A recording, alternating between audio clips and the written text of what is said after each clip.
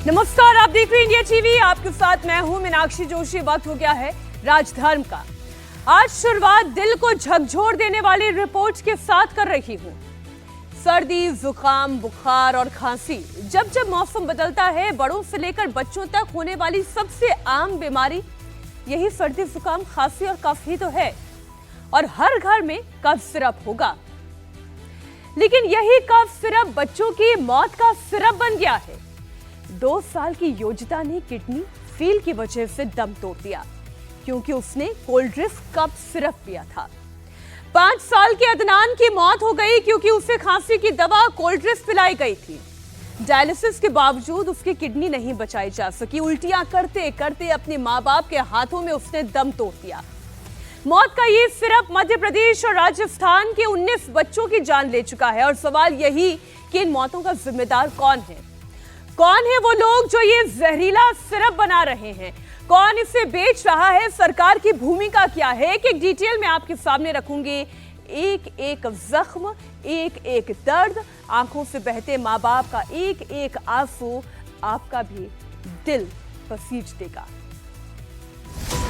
मम्मा बुबू दे दो, मम चाहिए, घूमी जाना है, पापा घर लेके चलो, ऐसे बोलती थी वो। 2 साल की योजिता की मौत का जिम्मेदार कौन? शब्द नहीं है बयां करने के लिए। बच्ची को बहुत याद करते हैं पूरा परिवार, बस दिन रात शोक में डूबा हुआ। 5 साल के अदनान की मौत किसकी लापरवाही? और 7 तारीख को अपने बच्चों को मैंने अपने हाथ में लेके आया था। मेरा दिल ऐसा फटा था कि मेरे से बर्दाश्त नहीं हुआ। ये नहीं मालूम था कि जो बच्चे की जो माँ है वो दवाई के बदले में अपने बच्चों को अपने हाथों से जहर पिला रही है। 4 साल के उसेद को किसने मारा? कफ सिरप कैसे बना हत्यारा? मेरा बच्चा तो चला गया जहर खा के। हमने अपने हाथों से जहर पिला दी है अपने बच्चे को। 10 अक्टूबर को उसका जन्मदिन था, 4 साल का वो हो जाता है। घर ले चलो, बूढ़ा था बच्चा। डायलिसिस के पहले मेरे को घर लेके चलो, यहाँ मत रखो मेरे को। अदनान, उसेद, योजिता जैसे दर्जन भर से ज्यादा बच्चे हत्यारे कफ सिरप का शिकार बन चुके हैं। खांसी और जकड़न को ठीक करने वाला सिरप इन बच्चों के लिए जहर बन गया। मौत का ये कफ सिरप मध्य प्रदेश में अब तक 15 और राजस्थान में 4 बच्चों की जान ले चुका है। सवाल यह है कि आखिर बच्चों की खांसी की दवा कैसे बन गई जानलेवा? कफ सिरप पीने से बच्चों की किडनी फेल क्यों हो गई? कफ सिरप से बच्चों की मौतों का जिम्मेदार कौन है? जिस कफ सिरप ने करीब 20 बच्चों को मौत की नींद सुला दिया, उसका नाम है कोल्ड ड्रिंक। ये कोल्ड ड्रिंक कफ सिरप क्या है? इसकी फैक्ट्री कहां है? इसे कौन बनाता है? इसे कैसे बनाया जाता है? जांच में इसके अंदर कौन कौन सी धांधली सामने आई है, इसकी एक एक डिटेल सामने आ चुकी है। ये तमिलनाडु का कांचीपुरम है, और जो सामने कारखाना दिख रहा है वो कांचीपुरम की श्रीसन फार्मास्यूटिकल कंपनी की फैक्ट्री है। मौत का ये सिरप इसी जगह तैयार किया जा रहा था। ये कोई दवा फैक्ट्री नहीं, बल्कि एक तरह का जहर घर है। तमिलनाडु ड्रग्स कंट्रोल विभाग ने 1 और 2 अक्टूबर को फैक्ट्री पर छापा मारा था। ड्रग्स कंट्रोल विभाग की टीम ने इस फैक्ट्री में जो देखा वो डराने वाला था। ड्रग कंट्रोल विभाग ने कोल्ड ड्रिंक सिरप बनाने में 350 से ज्यादा खामियां पकड़ी है। जांच टीम ने पाया कि कंपनी में गंदगी के बीच कफ सिरप बनाया जा रहा था। चूहों का प्रकोप, खुले नाले के बीच घरेलू गैस और चूल्हों पर केमिकल्स उबाले जा रहे थे। प्लास्टिक की पाइपों से जहरीला लिक्विड टपक रहा था। बिना दस्ताने और मास्क के मजदूर मौत का सिरप घोल रहे थे। प्रोडक्शन पर नजर रखने के लिए कोई काबिल केमिस्ट मौजूद नहीं था और कच्चे माल का इस्तेमाल बिना किसी गुणवत्ता जांच के किया जा रहा था। रिपोर्ट में पाया गया कि कंपनी ने 50-50 किलो प्रोपलीन बिना चालान के खरीदा था, और जो अवैध कैटेगरी में आता है। तमिलनाडु सरकार की रिपोर्ट में खुलासा हुआ है कि कंपनी के पास skilled man power, machinery, facility और उपकरणों की कमी थी। सिरप को बनाने के लिए इंडस्ट्रियल ग्रेड केमिकल चेन्नई के लोकल डीलरों से नकद और जीपे से खरीदे गए थे। कफ सिरप में 0.01% डाई एलिथीन ग्लाइकॉल होना चाहिए, लेकिन कोल्ड्रिफ्ट कफ सिरप में इसकी मात्रा 48.6% पाई गई। यानी कोल्ड्रिफ्ट सिरप बैच SR13 में डाई एलिथीन ग्लाइकॉल की मात्रा तय सीमा से 500 गुना ज्यादा थी। ये सिरप मई 2025 में बना था और अप्रैल 2027 तक वैध था। महीनों तक ये सिरप बाजार में बेरोक-टोक बिकता रहा। इसी सिरप को छिंदवाड़ा जिले में डॉक्टर्स ने बच्चों को दिया। बच्चों ने कफ सिरप पिया तो उनकी तबीयत और बिगड़ गई और देखते ही देखते किडनी फेल होने से उनकी मौत हो गई।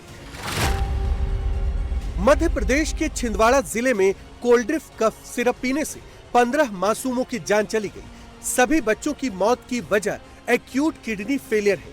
जिन 15 बच्चों की मौत हुई है उनमें 11 परासिया के, 2 छिंदवाड़ा के, 1 चौराई और 1 तामिया का है। 15 में से 11 मृत बच्चों को कोल्ड्रिफ्ट कफ सिरप छिंदवाड़ा के डॉक्टर प्रवीण सोनी ने प्रेस्क्राइब किया था।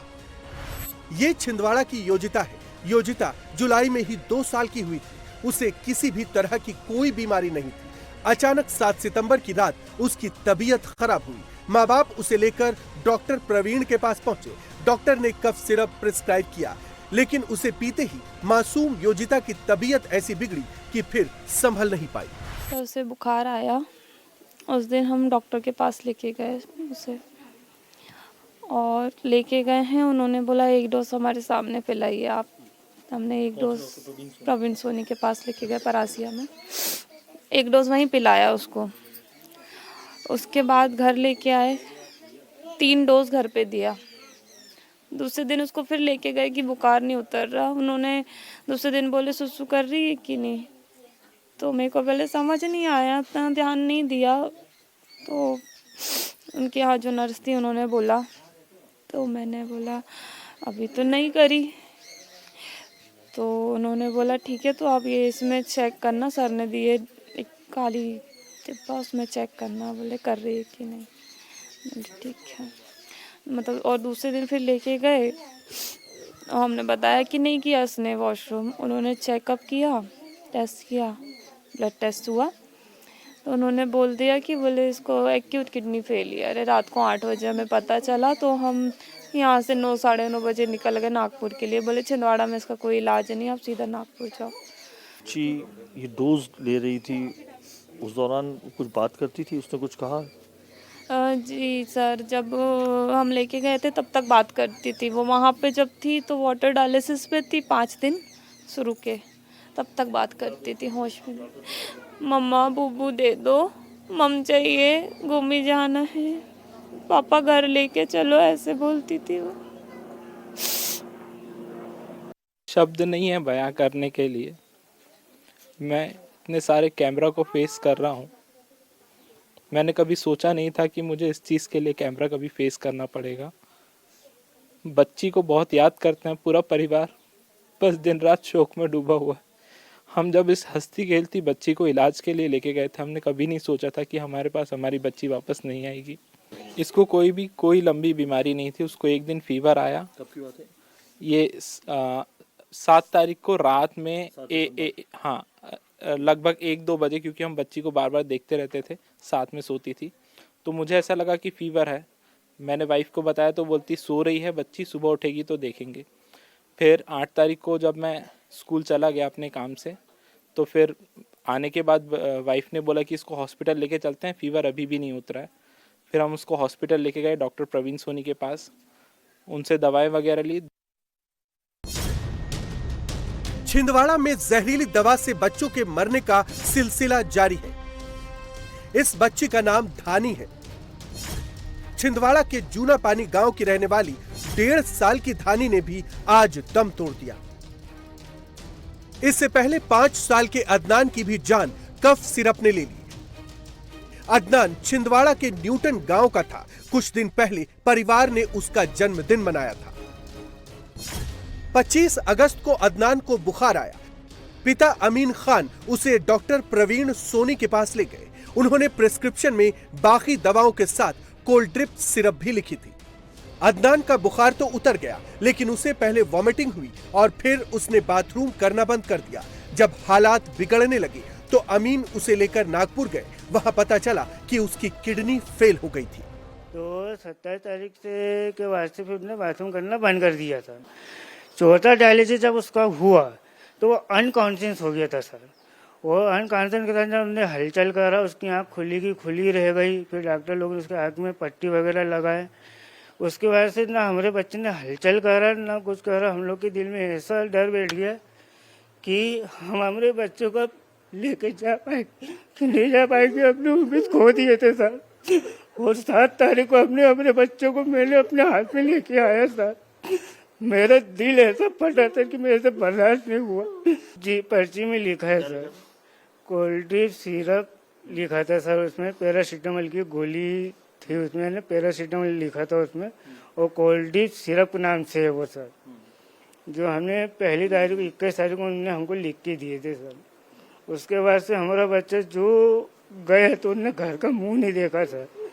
और उन्होंने अपनी माँ से ये तक बोल दी कि मम्मी मेरे को बचा लो, लेकिन हमने बहुत कोशिश की, हमने अपने बच्चे को नहीं बचा पाए सर। ये नहीं मालूम था कि जो बच्चे की जो माँ है वो दवाई के बदले में अपने बच्चों को अपने हाथों से जहर पिला रही है। जिन लोगों ने भी ये इस काम को अंजाम दिए हैं सर, मैं ये चाहती हूँ कि जैसे ये माएँ रो रही हैं, अभी तो ये 14 ही बच्चे हैं और भी ना जाने किस किस माओ के घर किस किस घर में ये दवाई ये जहर गया है मासूमों की जान लेने के लिए। मैं चाहती हूँ सर उनको सख्त उनके साथ कार्रवाई होना चाहिए। जो गाज आज हम पर गिरी है वो गाज उन पर भी गिरे, जब ये उनको दिल में जब ठेस लगी पहुंचेगी कि क्या होता है एक औलाद का दर्द, जब उनको समझ में आएगी सर, उनकी भी सख्त कार्रवाई होनी चाहिए। और मैं तो चाहती हूँ कि जैसे प्रशासन का तो नियम ही हो गया है ना कि कोई भी अगर कुछ है तो सीधे बुलडोजर पे आ रहे हैं, तो इनके घर पे क्यों नहीं बुलडोजर चल रहे हैं। अदनान के घर की तरह परासिया के उसेद के घर में भी मातम पसरा है। इस 10 अक्टूबर को उसेद का जन्मदिन था। वो पूरे 4 साल का होने वाला था। हर बच्चे की तरह उसेद भी अपनी सालगिरह को लेकर बेहद खुश था, लेकिन इस जहरीले कोल्ड ड्रिप सिरप ने उसेद की भी जान ले ली। उसेद की उम्र कितनी थी अभी? 4 साल का।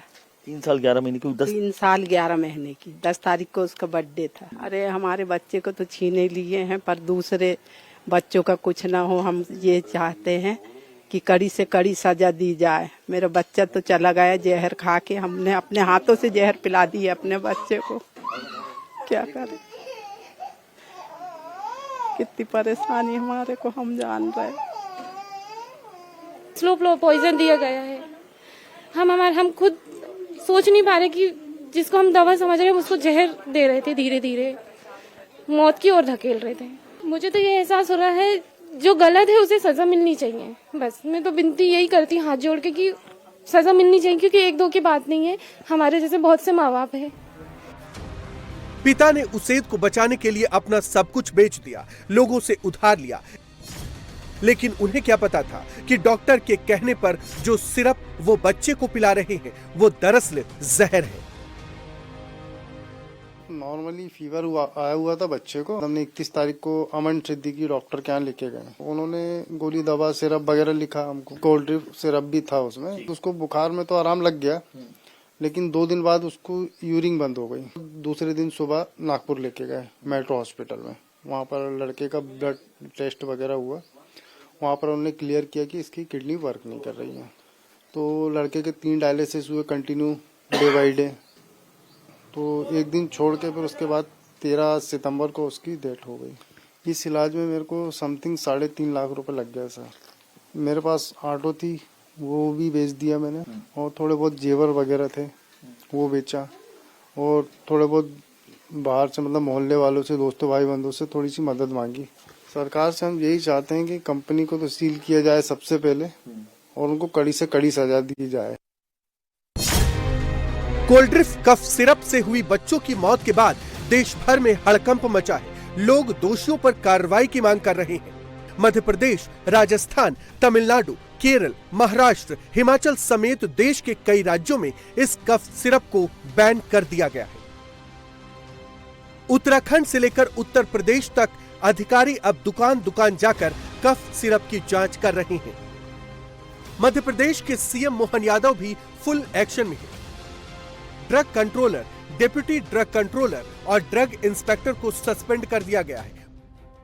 पूरे मामले की जांच के आदेश दे दिए गए हैं। जिस डॉक्टर प्रवीण सोनी ने बच्चों को यह दवा प्रिस्क्राइब की थी, उसे भी गिरफ्तार करके न्यायिक हिरासत में भेज दिया गया है। मोहन सरकार ने इस मामले में तमिलनाडु सरकार से भी संपर्क किया है और सिरप बनाने वाली कंपनी पर कार्रवाई करने की मांग की है। इस कंपनी से मल बन के आया है, उस कंपनी के खिलाफ भी कार्रवाई तमिलनाडु सरकार से कहा कि वो उस पर कठोर कार्रवाई करे और उन्होंने सारे प्रोडक्ट बंद करे। मूल रूप से तमिलनाडु की जिस फैक्ट्री में ये जिस स्थिति में बन रहा था, मुझे बताया गया कि वो अमानक तरीके से, और वहाँ स्टोर भी इस टाइप की चीजें, वहाँ की सरकार से कहा और सरकार ने उन सारी बातों को संज्ञान में लेते हुए सारे प्रोडक्ट को बैन किया है। दवाई फैक्ट्रियों पे प्रॉपर जांच हो और रैंडम हमारे यहाँ के भी अधिकारी जांचें, भले ही किसी कंपनी किसी राज्य से भी आए, लेकिन हमारे अधिकारी भी इसकी चिंता करें, इसलिए हम प्रॉपर निर्देश जारी किए हैं। हालांकि इंडियन मेडिकल एसोसिएशन ने भी डॉक्टर की गिरफ्तारी का विरोध किया है। अगर सिरप बनाने वाली कंपनी ने दवा के नाम पर जहर दे दिया तो इसके लिए दवा बनाने वालों को जेल होनी चाहिए। डॉक्टर को कैसे पता चलेगा कि यह सिरप जानलेवा हो सकता है? आईएमए का कहना है कि पूरे देश में खांसी जुकाम के लिए कोल्ड ड्रिंक सिरप दिया जाता है। अगर सिरप बनाने वाली कंपनी ने दवा के नाम पर जहर दे दिया तो इसके लिए दवा बनाने वालों को जेल होनी चाहिए। डॉक्टर को कैसे पता चलेगा कि ये सिरप जानलेवा हो सकता है? इसलिए आईएमए के लोग पूछ रहे हैं कि डॉक्टर को जेल भेजने का जस्टिफिकेशन क्या है। अब बात होने जा रही है बिहार की। बिहार में चुनावी बिगुल बज चुका है, करीब 23 घंटे का वक्त बीत चुका है, लेकिन अब तक किसी भी गठबंधन में या किसी भी अलायंस सीट में सीट शेयरिंग का कोई फॉर्मूला नहीं बन पाया है, क्योंकि बिहार में इस बार का चुनाव 2020 वाले चुनाव से बिल्कुल अलग है। इस बार बिहार में एनडीए और महागठबंधन के बीच डायरेक्ट फाइट नहीं है। वजह है कि इस बार चुनावी मैदान में 3 और किरदार हैं। पहला किरदार चुनावी रणनीतिकार से नेता बने प्रशांत किशोर हैं, उनकी जन स्वराज पार्टी है। दूसरा किरदार लालू यादव के बड़े बेटे और तेजस्वी यादव के बड़े भाई तेज प्रताप यादव हैं, अलग पार्टी बनाकर चुनावी मैदान में उतरने वाले हैं। और तीसरा किरदार है हैदराबाद वाले भाईजान यानी कि असदुद्दीन ओवैसी। आपको इन तीनों किरदार के बारे में एक एक करके बताऊंगी, समझाऊंगी कि ये तीनों किरदार किस किस का और कहां कहां बंटा धार करने वाले हैं। प्रशांत किशोर किसे अशांत करेंगे? तेज प्रताप यादव वोट बैंक में कहां सेंध लगाएंगे? राहुल तेजस्वी को ओवैसी कितना नुकसान लगा पाएंगे? लेकिन सबसे पहले इस वक्त का बड़ा अपडेट आपको दे दूं। बिहार में सीट बंटवारे को लेकर एनडीए में मंथन का दौर जारी है। बीजेपी अपनी सहयोगी पार्टी एलजेपी रामविलास को मनाने में जुटी है। बिहार बीजेपी के चुनाव प्रभारी धर्मेंद्र प्रधान ने केंद्रीय मंत्री और एलजेपी सुप्रीमो चिराग पासवान से मुलाकात की। उन्हें मनाने की कोशिश की जा रही है और इस दौरान बैठक में बिहार बीजेपी के प्रभारी विनोद तावड़े और बिहार सरकार के मंत्री मंगल पांडे भी मौजूद हैं। दरअसल चिराग पासवान अपनी पार्टी के लिए 35 से 40 सीटों की डिमांड कर रहे हैं, जबकि बीजेपी 22 से 25 सीट ही देना चाहती है। सीट शेयरिंग को लेकर धर्मेंद्र प्रधान पहले जेडीयू लीडर ललन सिंह से मुलाकात कर चुके हैं और इसके बाद उनकी मुलाकात आरएलएम चीफ उपेंद्र कुशवाहा से भी हो चुकी है। एचएम के जीतन राम मांझी से भी 1-to-1 की मीटिंग हुई है। अब चिराग पासवान से मीटिंग चल रही है। माना जा रहा है कि इस मीटिंग के बाद एनडीए में सीट शेयरिंग का फाइनल फॉर्मूला सामने आ जाएगा। सीट बंटवारे को लेकर कोई चर्चा? कोई झंझट नहीं है। अनुभवी और सुलझे हुए लोग हैं और जिनके मन के अंदर सेवा का भाव से काम कर रहे हैं, उन व्यक्ति को कहीं प्रॉब्लम और कहीं समस्या नहीं आती। हम प्रगति करते हैं, वो प्रोपगंडा करता है, यही तो अंतर है। हम सुशासन की बात करते हैं, वो दुशासन के रूप में कुशासन की बात करेंगे। पक्ष प्रतिपक्ष में तो ये चलते रहेगा। बीजेपी कह रही है कि एनडीए में सीट शेयरिंग को लेकर कोई कंफ्यूजन नहीं है। खैर, मीटिंग के बाद जो बातें सामने आएंगी वो आपको अपडेट के तौर पर मैं देती रहूंगी, लेकिन सबसे पहले बात होगी बिहार के उन 3 किरदारों की। तो बात प्रशांत किशोर की करते हैं। सबसे पहले प्रशांत किशोर जो अब तक दूसरों को चुनाव लड़वाते थे, दूसरों को चुनाव जिताने का दावा करते थे, अब वो खुद चुनावी मैदान में हैं, चुनाव लड़ने वाले हैं। हालांकि वो कहां से चुनाव लड़ेंगे ये क्लियर नहीं हुआ है, लेकिन प्रशांत किशोर ने दावा किया है कि वो सभी 243 सीटों पर अपने उम्मीदवार उतारेंगे और इसकी पहली लिस्ट 9 अक्टूबर को आ जाएगी। यानी कि अब से ठीक 48 घंटे के बाद ये क्लियर हो जाएगा कि प्रशांत किशोर कहां से चुनाव लड़ने वाले हैं और अपनी पार्टी से किसे मैदान में उतारने वाले हैं। बिहार का चुनाव बाकी राज्यों के चुनाव से बिल्कुल अलग होता है। यहाँ पर जातीय समीकरण चलता है, कौन किस जाति का है उस पर वोट डाले जाते हैं और जातीय समीकरण को देखकर ही टिकट बांटे जाते हैं। प्रशांत किशोर अब तक दूसरे दलों के नेताओं को इन समीकरणों का डेटा तैयार कर उनके कैंडिडेट सिलेक्शन से लेकर उनके चुनाव की रणनीति बनाते आए हैं। अब जब वो खुद मैदान में हैं तो सवाल उठना लाजिम है कि उनका वोट बैंक क्या है, कैसे वो बिहार में किंग या किंग मेकर बनेंगे। तो अब वो आपको बताते हैं। प्रशांत किशोर ने इसका हिसाब भी जोड़ दिया है। प्रशांत किशोर 48% वोट का दावा कर रहे हैं। उनका वोट मैथमेटिक्स क्या है वो भी अब आपको समझा देती हूं। वो जो कह रहे हैं, प्रशांत किशोर कह रहे हैं कि महागठबंधन और एनडीए को जोड़कर कुल 72% वोट आए हैं, यानी कि 28% जो वोट दोनों महागठबंधन को नहीं मिला वो वोट प्रशांत किशोर को मिल जाएगा, यानी कि जनसुराज पार्टी को मिल जाएगा। मतलब ओवैसी जैसी पार्टियों को कोई वोट नहीं देगा। ये मैं नहीं कह रही हूं, ये बात प्रशांत किशोर कह रहे हैं, क्योंकि वो ये कह रहे हैं कि 72% अगर महागठबंधन और एनडीए को मिल गया तो 28% बचा हुआ वोट सीधा जनसुराज के खाते में चला जाएगा। और इसके अलावा वो बीजेपी, जेडीयू, कांग्रेस, आरजेडी में 5-5% वोट में सेंध लगाने का दावा कर रहे हैं।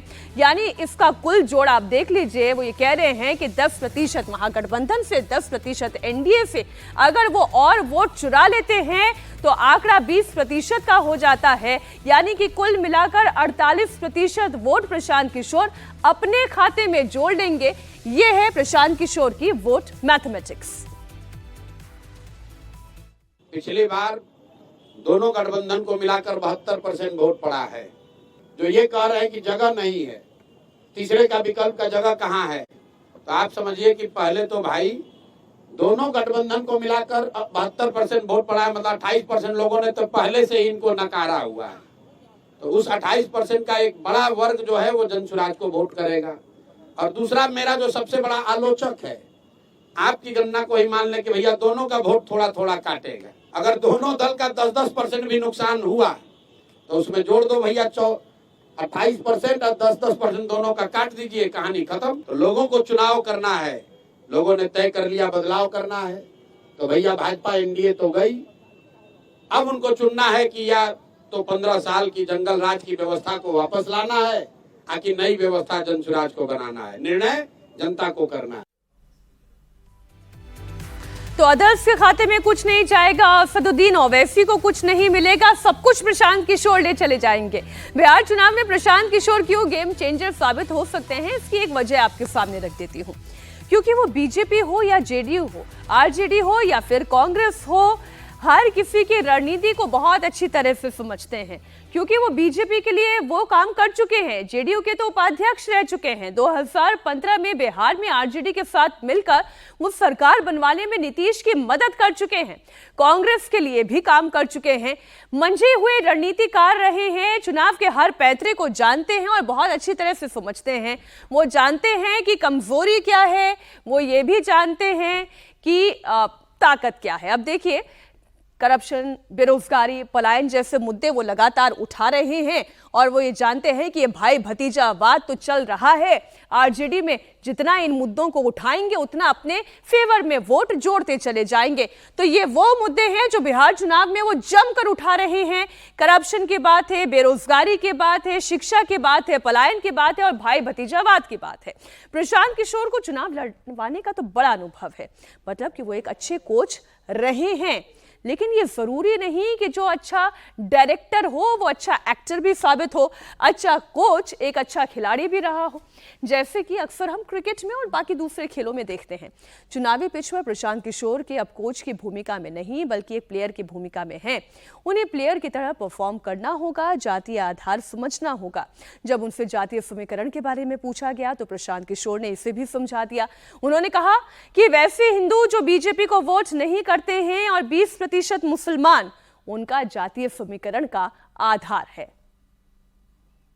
आपको लग रहा है कि भैया ये अरे ये कैसे होगा, हमको दिख रहा है कि इससे आसान तो कुछ है ही नहीं। हम लोगों ने समीकरण दिया है कि जो आधे हिंदू भाजपा के खिलाफ, एनडीए के खिलाफ वोट कर रहे हैं, उन आधे हिंदुओं के साथ 20% जो मुसलमान हैं, उनका जो समीकरण है, सामाजिक राजनीतिक गठजोड़ है, वही जनसुराज का आधार है। आइए बिहार के गेम की दूसरे किरदार की बात करते हैं, यानी ओवैसी।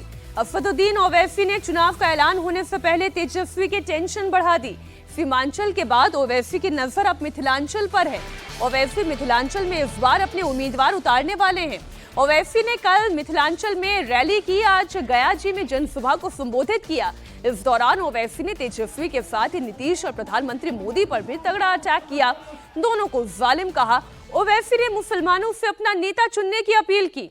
ओवैसी ने कहा कि इन दलों ने हमारी कुर्बानियों और लाशों पर अपना महल खड़ा किया, आखिर मुसलमान कब तक इन जालिमों का बोझ अपने कंधों पर ढोएगा।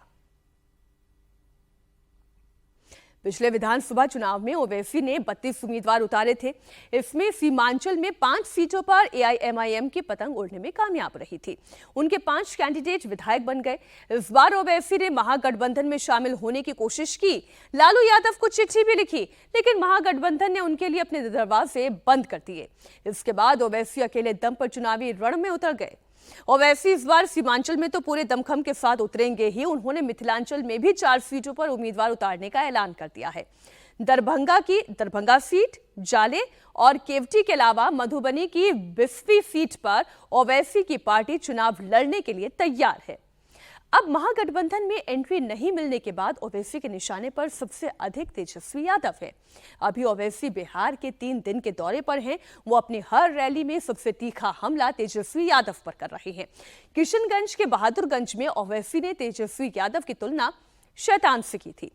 दरभंगा के जाले की रैली में कहा कि तेजस्वी अहंकार में चूर हैं, तेजस्वी को नादान बताया। ओवैसी ने कहा कि तेजस्वी को नहीं पता कि वो अपना कितना नुकसान कर रहे हैं। मुसलमान इनको कब याद आता है? चुनाव आ गया, अरे भाई हमको वोट दे दो, उसके बाद उसको पलट कर मत पूछो।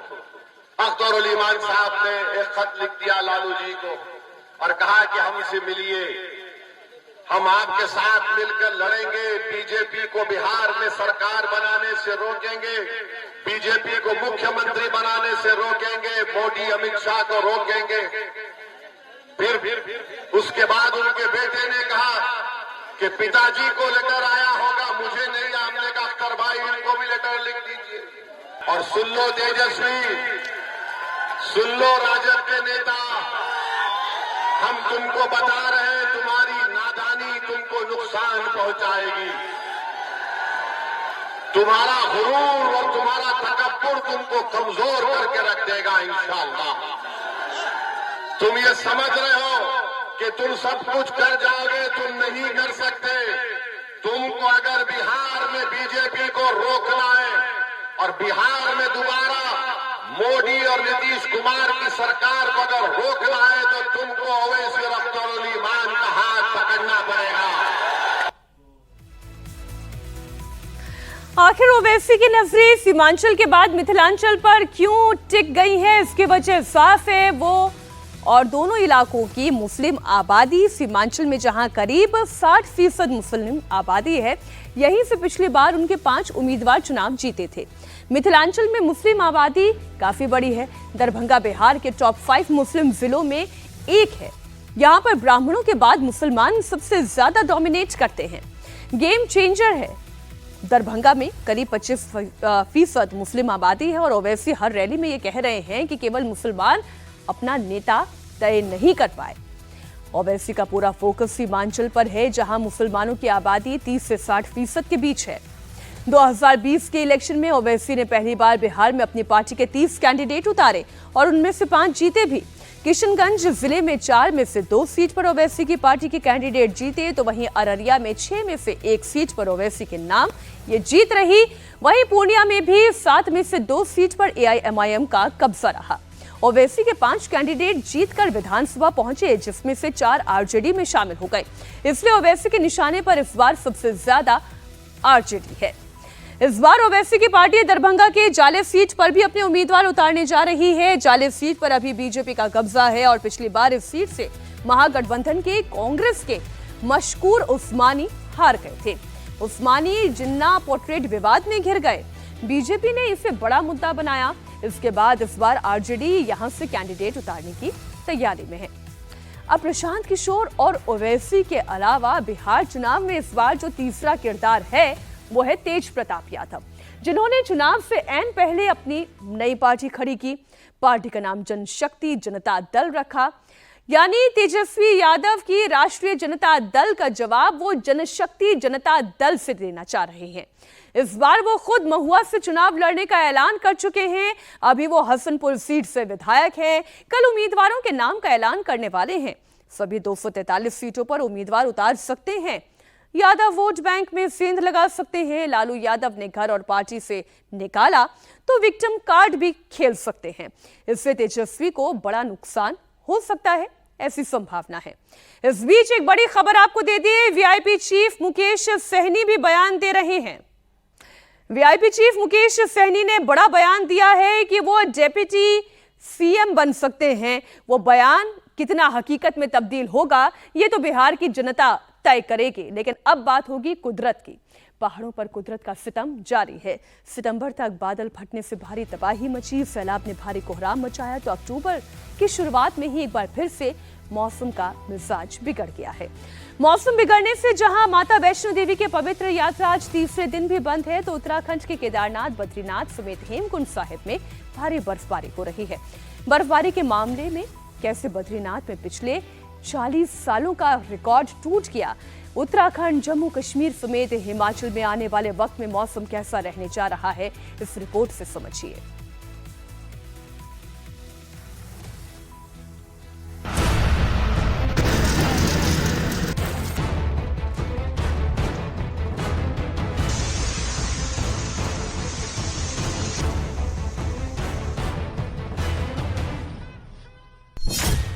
अक्टूबर में आसमानी आफत, कहीं बारिश कहीं भारी हिमपात।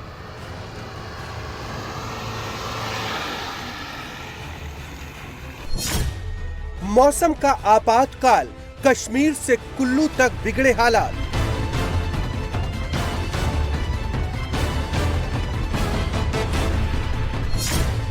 दार्जिलिंग में भारी सैलाब, लैंडस्लाइड से तबाही बेहिसाब।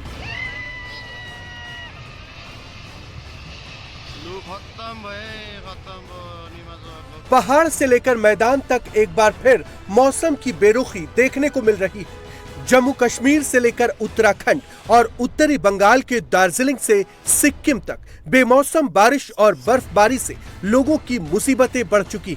कश्मीर के बागीचों में जहां सीजन की पहली बर्फबारी से टूरिस्ट की बाहें खिल गई हैं, तो दार्जिलिंग में भारी बारिश और लैंडस्लाइड से बेहिसाब तबाही मची। ये मनमोहक नजारा धरती के जन्नत कश्मीर का है। गुलमर्ग से लेकर गुरेज और भद्रवाह से डोडा तक सीजन की पहली बर्फबारी ने कश्मीर को विंटर वंडरलैंड में तब्दील कर दिया है। बर्फबारी से पूरी घाटी सफेद चादर से ढक गई है।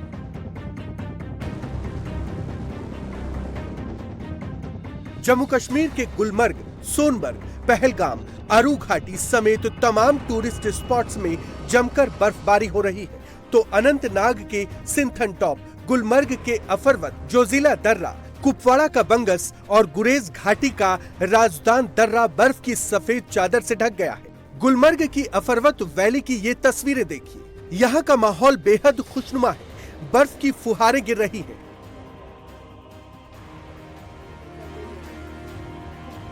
गुलमर्ग के साथ ही अनंतनाग के सिंथन टॉप, गुरेज वैली समेत ऊंचे इलाकों में जमकर बर्फबारी हो रही है।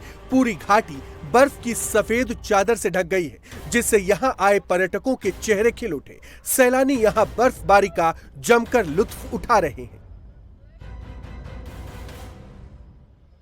मुझे ये जन्नत का फीलिंग हो रहा है। मुझे नहीं लग रहा कि मैं इंडिया, मुझे लगा मैं स्विट्जरलैंड में हूँ, क्योंकि स्विट्जरलैंड से कम नहीं है। ये स्विट्जरलैंड का, कश्मीर को ना स्विट्जरलैंड का फायदा को घोषित कर देना चाहिए।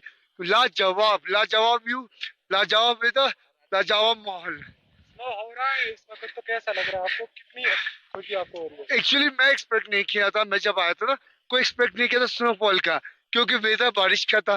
पर जब ये स्नोफॉल देखा ना तो मैं बहुत सरप्राइज, मुझे काफी मजा आया, काफी अच्छा लगा। और ये वेदर ना लग नहीं रहा है कि बहुत हैप्पी फीलिंग हो रहा है, बहुत happy. Just we are lucky person क्यों ये स्नोफॉल का मजा ले रहा हूँ। जी मेरा नाम अमन है, मैं कोलकाता से हूँ। आज मैंने जिंदगी का पहला मकसद था मेरा कि मैं स्नोफॉल देखूं, इसलिए आज मैं आया हूँ यहाँ पर कश्मीर में, और यहाँ बहुत ही मजा आ रहा है।